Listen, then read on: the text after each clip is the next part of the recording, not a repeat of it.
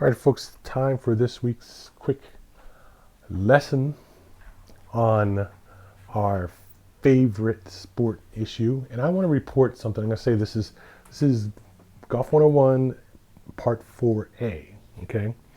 And what I talked about the last time in terms of being able to hit shots at different power levels with every club instead of worrying about hitting the full distance that you can hit, whatever, raising your distance per club and focusing on hitting shots that are requiring 75, 85, 95% of your power.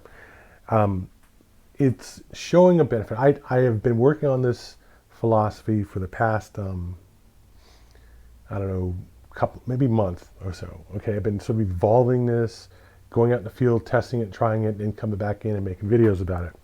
And what I found, and I definitely have found this without question, is I found that it works dramatically. There are secret hidden benefits to doing this, okay? Number one, I'm not stressing my body as much when I'm cold, okay? And I don't know if you've thought about this, but as you get older, okay, from when you're like 15 to 25, you can go out there and jump and run right off the bat, and with hardly any warming up or stretching. But as you get older, you find out that you need a couple of holes to warm up, you need some swings of the club to warm up, to get your muscles and your tendons and ligaments loose, so you can get your flexibility going, get your couple of practice swings. People go to a range, and they'll spend half an hour at the range hitting balls. I got to the point where I go to the range for about 2 hours and hit balls. And I had to hit about 50 balls before I could get to the point where I could really hit with full power and not have to worry about, being tight, which affects my timing, hip motion relative to arm motion, the fluidity of my swing, everything like that. It takes me about 25 to 30 balls before I get to that point where I'm really loose, okay? And so carrying that technique to a course and playing a real course, I found that it takes me 3 or 4 holes to get warmed up. And in that time, I'm playing roughly 16 shots, assuming I hit all my shots, 20 shots, assuming I take an extra shot, like an extra tee shot somewhere, or I have an extra 2 shots to play, or I have to play out of sand or something. Every shot that I have to take above par adds to the 20 shots that I would take over the first 4 holes or the first 3 holes or whatever, first 2 holes even. So what I found out is I'm just playing a lot better by just taking the distance that I want to hit the ball and adding 2 clubs to what the distance is that I would maximally, like if I have to hit a 150-yard shot, which my max club that I would make that shot would be a 7-iron. I mean, I'm just really not going to play a 7-iron more than 150 yards, even if I hit a really good one. I'll add 2 clubs right off the bat. Like if it's the first hole, I'm going with a 5-iron to hit 140, a 6-iron to hit 120, things like that. And I found that it just helps me hit much more consistently, much more accurately in terms of keeping the ball in play. I'm hitting down the center of the fairway almost every time. And I can still take my drives at about 65, 75% because my body is used to doing that. But with my irons are much tougher shots for me to hit than drives. And I benefit a lot from just backing off like 2 clubs, not 1 club, just 2. Just want to take a nice sort of long pitch and getting air much more consistently, hitting it straight far more consistently, and then when I get to around the 7th, 8th, 9th hole, then I'll drop down to 1 club over, and then for the rest of the course I have to balance. Do I play a club long and hit the ball like medium height, and get good shots, or do I hit with the full iron, the shortest iron, okay, and try to stretch it out to the shot that I want to hit, and raise the percentage of duffs, tops, shanks, mishits, balls being pulled off to the left of the green, things of that nature, because I'm trying to get the very longest distance I can get out of my club, or very close to like 90% of the full distance. I find I just get a lot better iron shots if I take a longer club and give myself that distance. The longer the club is, the more confidence I have that I'm going to hit the distance. I don't have to worry about hitting the distance. I don't have to, get to the pinnacle of my swing and work on my pinnacle of my technique. I'm going to get the distance. If I need 185 yards, I'm reaching for a 4-iron. Period. End of story. If I need 175 yards, I'm probably still going to play a 4-iron.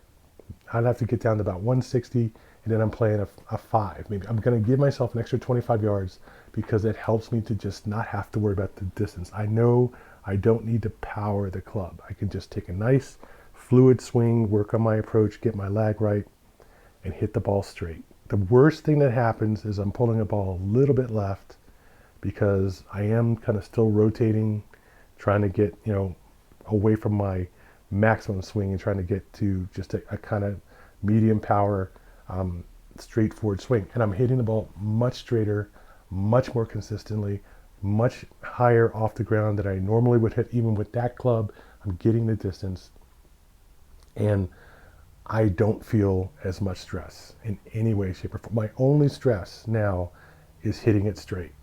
That's it. Just, I want it to go straight towards where I'm trying to hit it. That's it. And even if I don't get the distance that I need to make the green, okay, I'm still leaving it in front of the green. Okay? So the only time I have a problem with that is if there's a trap or water or something or a hazard between me and the green that I hit, and then I have a choice. I can take the shot left and play it down the fairway, or right or whatever, away from that hazard or whatever, and just drop it in front of the green or to the side of the green and then chip on. Or I can take my shorter iron, okay, and get the loft that I need to make sure that the ball doesn't bounce short and then bounce up towards the green. Because if it bounces too short, it's not going to clear the hazard. So that's a definite concern. And if it goes too far and too flat, then it's going to hit the green and go over the green into the waist or whatever's behind the green.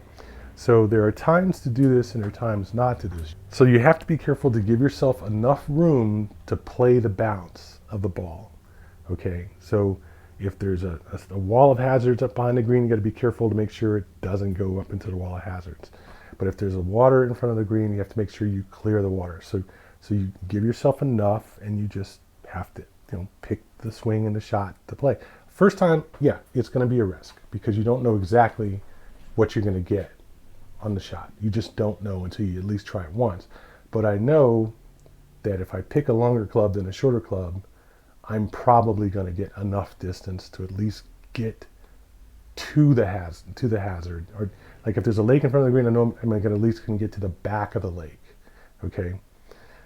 The big problem with hitting too little club is always that you come out of your stance, you lean back, trying to get that distance, trying to get the ball up. Instead of leaning into the shot and powering through, you jump up on your left foot and lean back on your right foot because you're trying to lift the ball. It always happens, trying to lift the ball with your swing to the ball, and you end up topping the ball and it just goes up like 15 feet and then falls right down.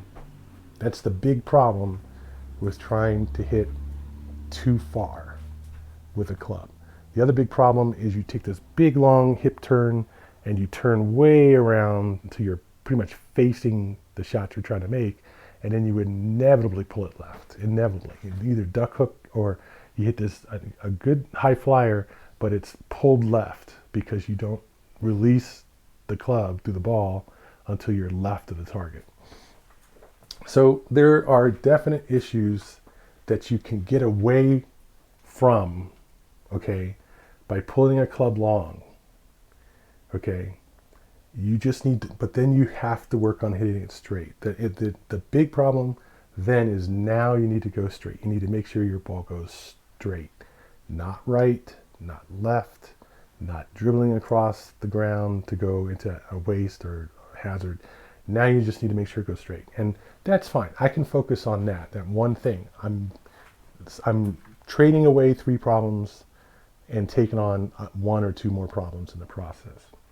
But overall, it helps. It helps me just not have to worry about a lot of things, and I don't have to worry about being fully limber, and I don't have to worry about hitting a great shot the first couple of holes. I just don't have to worry about that. I just get it up there and then pitch on from there and putt in. So it might take me an extra stroke from par, but it's not taking me 2 or 3 more strokes from par because I hit one bad shot in the process. And then I've got to recover, I've got to find a ball or drop a lost ball and then recover. I'm not hitting out of the weeds behind the green, or off to the sides or off a sand trap. It solves a lot of problems. I get much better lives, much better shots. So all I wanted to do was just kind of show you that you don't need to hit the green in regulation to hit par. Everybody knows that, right? The dirty little secret, you don't need to hit green in regulation to hit par. All you need to do is be close enough to chip to the pin and 1 putt in to get your pars. Getting a lot more pars like this, avoiding a lot of trouble like this, not seeing snowmen, not seeing 7s and 8s and 9s like this. Get your drive on the fairway, somewhere where you can play it, on the rough even, somewhere where you can play it. Take your long club and pitch. Now the only problem that you have there is that if you're taking a longer club and you're pitching out of the rough, you have to be careful to get the club through the rough as much as anything else. You don't want it hanging up in the club. You don't want to be stabbing down into the rough and burying the club face in the rough and then trying to get the ball. So you have to be very careful to pick a club that's not too long and too flat. So if necessary, you need to be able to open the club face and come through the rough with the ball, with the face somewhat open, like maybe 35 degrees open. You need to learn how to hit that open face shot with a long club out of the rough. And it's going to come in handy for you because it's going to help you get out of the rough and fluff up to the green and lay the ball up near the green. You don't have to hit the green. Just get it close. That's all you're really asking for. So lesson 4A is to forgive yourself the sin of not hitting the green in regulation and to enjoy the forgiveness of being able to chip on and putt to the green and putt to the pin and still get your par. Okay? Don't over push your irons straight off the first tee. Take it easy, swing the club gently, learn the nuances of playing with an open face. Okay? And just relax. Don't take it so seriously. That's lesson number 4A, and I hope you enjoy it. It's definitely worked for me. Definitely.